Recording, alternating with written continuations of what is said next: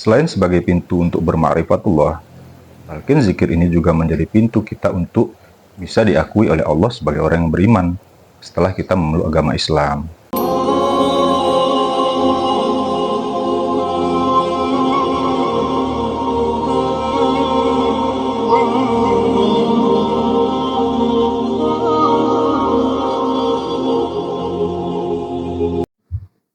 Bismillahirrahmanirrahim. Assalamualaikum warahmatullahi taala wabarakatuh. Alhamdulillahirabbil alamin. Wassalatu wassalamu ala asrafil anbiya'i wal mursalin wa ala alihi washabihi ajmain. Amma ba'du. Para sobat Majelis Zikir Insan kami yang dirahmati Allah dimanapun berada. Kali ini kita akan membahas tentang kajian talqin zikir sebagai pintu untuk berma'rifatullah. Sebelumnya kami informasikan juga pada para sobat sekalian bahwa bagi para sobat yang ingin mendapatkan pengajaran tentang talqin zikir ini, insya Allah pada Majelis Zikir Insan Kamil ini juga mengadakan bimbingan personal ya, bisa langsung nanti melalui WA yang tertera untuk pengaturan jadwalnya ya.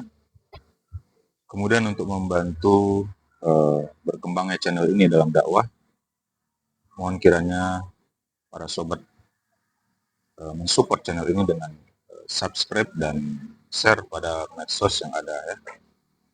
Mungkin bisa menambah berkembangnya channel ini dalam rangka dakwah kita ya. Terima kasih sebelumnya. Baik, kita lanjut ya. Jadi mengapa talqin ini merupakan suatu pintu untuk dapat berma'rifat kepada Allah? Karena di talqin itu kita baru mendapatkan pengajaran dasar dari seorang mursyid ya. Yang mana talqin itu artinya ajarkan atau pengajaran. Yang berasal dari sabda Nabi bahwa ajarkanlah pada orang yang mau mati itu la ilaha illallah. Jadi dalam pandangan dunia tarekat bahwa maksud daripada hadis Nabi tersebut adalah mengajarkan talqin la ilaha illallah ini kepada setiap orang yang mau mati sebagai bekal mereka ketika mau mati dan kembali kepada Allah. Bukan kita bermaksud mengajarkan talqin la ilaha illallah ini ketika orang dalam keadaan sakratul maut. Mengapa? Karena ketika orang sedang mengalami sakratul maut, sifat ma'ani atau sifat titipan itu seperti ya kudrat, iradat, sama, basar, ilmu hayatnya itu kan sudah meredup. Yang ada terkadang hanya tinggal hayatnya lagi pada saat mereka sedang mengalami sakratul maut. Makanya kita maknai mengajarkan talqin la ilaha illallah ini kepada orang yang masih sehat, yang semuanya itu menuju kepada mati. Jadi ketika orang masih sehat itulah waktunya untuk belajar dan diajarkan tentang la ilaha illallah itu. Lalu ketika ditanamkan ilmu la ilaha illallah itu ke dalam dada atau pada saat ditalqin, itulah yang sebenarnya untuk dibaca. Dan yang menanamkan ilmu ini namanya guru mursyid atau walia mursyidah yang telah dijelaskan di dalam suratul Kahfi ayat 17 itu, yang maknanya barang siapa yang disesatkan oleh Allah, maka tidak ada seorang walia mursyidah pun yang dapat memberi petunjuk kepada Allah itu.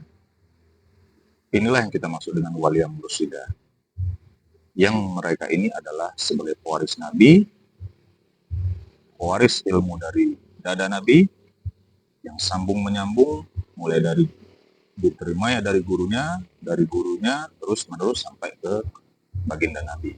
Ini yang kita maksud dengan wali mursyidah yang mampu mengajarkan tentang talqin zikir ke dalam dada ini. Nah, pengajaran tentang tata cara talqin zikir ini dari mana diambil? Ya, tentu dari pengajaran yang turun-temurun yang telah diterima dari baginda Nabi, kemudian Nabi mengajarkan kepada sahabat, kemudian sahabat mengajarkan kepada para tabi'in, kemudian dilanjutkan kepada tabi'in, dan seterusnya sampai kepada wali mursyida di zaman sekarang ini. Terus menerus tersebar di seluruh dunia, termasuk di Indonesia ini. Yang mana tujuan daripada pengajaran talqin zikir ini adalah agar mereka yang mempelajari tentang zikir ini dapat mengingat Allah, dapat berhubungan dengan Allah melalui zikir yang telah ditanamkan oleh guru mursyid itu ke dalam dada. Inilah yang sebenarnya yang dikatakan talqin zikir ini berkaitan juga dengan turunnya ayat. Yang pertama sekali turun itu adalah ayat Iqra. Pada saat Nabi sedang berada di Gua Hira dalam beruzlah, atau dalam dunia tarekat disebut juga dengan uzlah ini adalah khalwat atau suluk ya. Surat Al-Alaq atau ayat Iqra bismi rabbikal ladzi khalaq inilah yang menjadi dasar dakwah pertama yang dilakukan oleh Nabi sebagai dakwah tauhid. Seperti yang kita ketahui bersama di dalam sejarah bahwa ayat Iqra ini setelah turun itu berjarak sekitar 3 tahun baru disusul oleh ayat berikutnya. Jadi selama 3 tahun sambil menunggu ayat berikutnya turun, dakwah tauhid yang dilakukan oleh baginda Nabi Muhammad SAW dengan ayat Al-Alaq ini atau surat Iqra ini. Jadi hubungan talqin zikir yang diajarkan oleh para mursyid kepada murid-muridnya itu berkaitan dengan turunnya ayat Iqra ini yang diterima Nabi di Gua Hira itu. Jadi sebelum diangkat sebagai utusan Allah, Nabi Muhammad ini kan sering sekali melakukan pengasingan diri di Gua Hira. Uzlah inilah yang diikuti oleh para penempuh jalan rohani, khususnya di dalam dunia tarekat disebut dengan suluk atau khalwat. Tujuan daripada suluk atau khalwat ini sebagai upaya untuk mendekatkan diri kepada Allah dengan berzikir dalam hari dan bilangan tertentu. Ini mengikuti apa yang telah dilakukan oleh Nabi di Gua Hira. Jadi kalau kita tanya, apa sih yang dilakukan Nabi di Gua Hira? Yaitu mengheningkan diri, uzlah dengan berzikir kepada Allah itu. Sampai pada suatu saat, turunlah Jibril membawa ayat pertama surat Al-Alaq itu, tepat pada usia Nabi 40 tahun, dan pada malam tanggal 17 Ramadan itu. Jadi kalau kita lihat dalam sejarahnya, turunnya surat Al-Alaq ini yang dibawa oleh malaikat Jibril pada saat Nabi sedang mengheningkan diri, berzikir kepada Allah, lalu datanglah Jibril membawa turun ayat itu.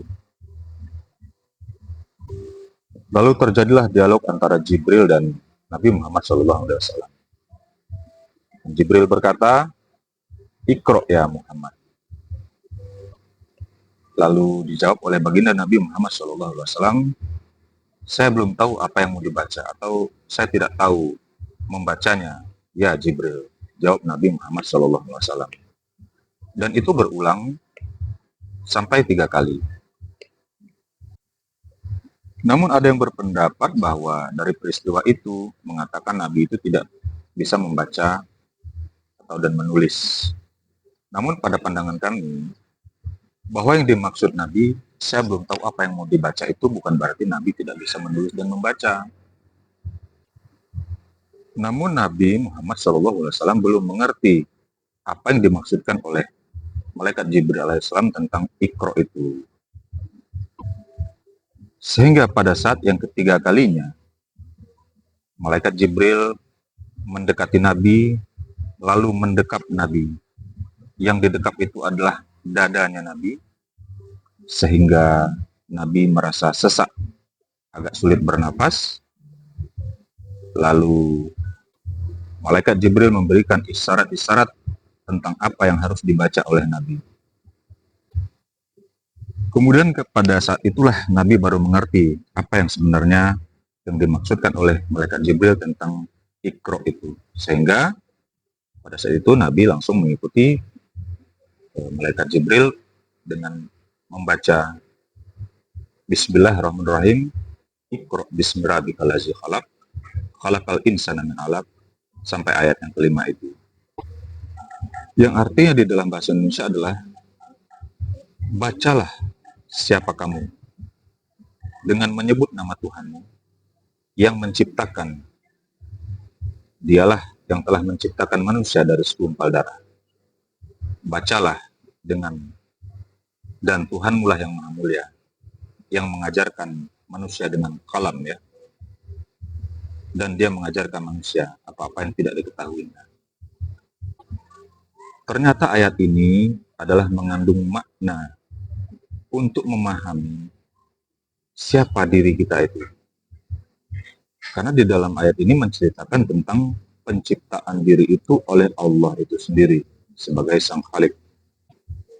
Dan proses inilah juga dilakukan oleh para waliya mursyida, mengajarkan talqin zikir itu kepada murid-murid yang belajar. Dalam mengajarkan ilmu kolbu itu diajarkan tentang pengenalan kepada nur yang ada di dalam dada itu oleh para mursyid.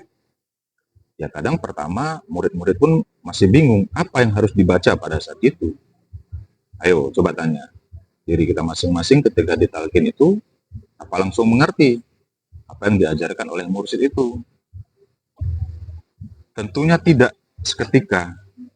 Namun dengan beberapa kali penjelasan dari mursyid mengarahkan kepada murid, sehingga murid baru memahami apa yang dimaksud dengan penanaman talqin zikir yang ditanamkan ke dalam kolbu mereka itu.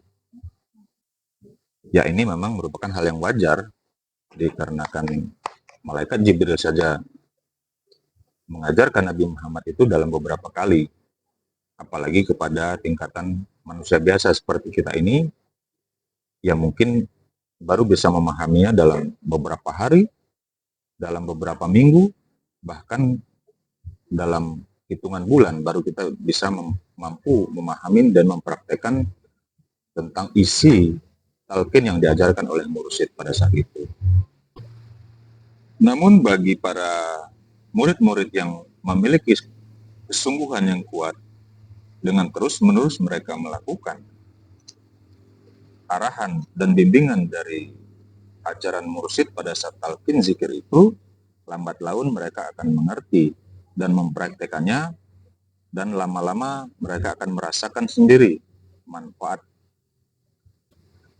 dari zikir kolbu yang mereka kerjakan, berdampak pada diri dan jiwa mereka, sehingga mereka pun dapat mampu merasakan zauqiyah, rasa ketuhanan yang muncul di dalam kolbu mereka. Maka setelah murid merasakan zauqiyah daripada zikir kolbi ini, maka itulah menjadi pintu bagi mereka untuk dapat terus pada tingkat kaji yang lebih tinggi dalam bermakrifat kepada Allah ini. Dan ketika murid-murid yang telah belajar ini telah mengerti dan memahami dan merasakan begitu lezat rasa yang diberikan oleh Allah ketika mereka mengarungi laut ma'rifah itu, inilah yang menjadi keasikan tersendiri bagi mereka di dalam berzikir kepada Allah itu. Penanaman ilmu kolbu sampai mampu merasakan lezatnya rasa zikir yang diterima oleh murid, inilah yang dimaksud oleh Nabi, ajarkan kepadamu tentang la ilaha illallah ini kepada orang yang mau mati. Sehingga ketika mereka sudah dapat mempraktekkan tentang ilmu zikir kolbi ini, itulah menjadi bekal mereka nanti untuk mati itu. Selain sebagai pintu untuk bermakrifatullah, talqin zikir ini juga menjadi pintu kita untuk bisa diakui oleh Allah sebagai orang yang beriman setelah kita memeluk agama Islam. Sebagaimana difirmankan Allah di dalam surat Al-Hujurat ayat 14, ketika ada orang-orang Arab mengaku telah beriman tetapi belum mendapatkan ilmu tauhid ke dalam dada mereka, dibantah oleh Allah di dalam surat Al-Hujurat ayat 14 ini, yang artinya orang-orang Arab Badui berkata, kami telah beriman. Katakanlah kepada mereka, wahai Nabi Muhammad, bahwa kamu belum beriman, tetapi katakanlah kamu baru Islam. Nah, inilah sebenarnya makna daripada diakuinya kita sebagai orang yang beriman itu ketika sudah masuk tertanam ilmu tauhid itu ke dalam dada kita melalui ilmu kolbi itu. Agar kita tidak hanya sebatas mengaku beriman, tetapi kita tidak tahu ilmu dan rahasia kolbu itu sendiri. Nah, kalau mau cek pada diri kita masing-masing, sudah tahukah kita yang mana hati itu? Nah, masih banyak yang belum tahu. Yang mana yang dimaksud dengan hati menurut Al-Quran itu? Karena hati menurut Al-Quran dan hati menurut ilmu kedokteran itu berbeda. Kalau hati menurut ilmu kedokteran, itulah namanya lever. Sedangkan hati menurut Al-Quran, ini adalah segumpal daging yang ada di dalam dada, itu namanya hati sanubari, dan di dalamnya itu adalah rahasia hati nurani, yang berhubungan dengan ketuhanan.